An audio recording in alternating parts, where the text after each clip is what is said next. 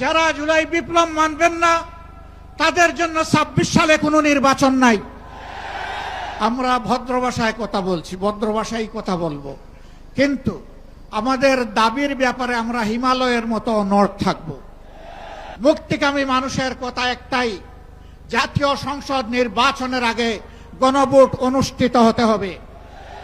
যতক্ষণ পর্যন্ত জনগণের দাবি আদায় না হবে আমাদের আন্দোলন দুর্বার গতিতে চলতে থাকবে ইনশাআল্লাহ। সম্মানিত বন্ধুগণ, আমরা মহান আল্লাহ তাআলার শুকরিয়া আদায় করছি, জুলাই বিপ্লবের মধ্য দিয়ে ফ্যাসিবাদের পতন হওয়ার কারণেই আজ পল্টন মোড়েও এই সমাবেশ অনুষ্ঠিত হতে পারছে। আলহামদুলিল্লাহ রাব্বিল আলামিন। প্রিয় দেশবাসী,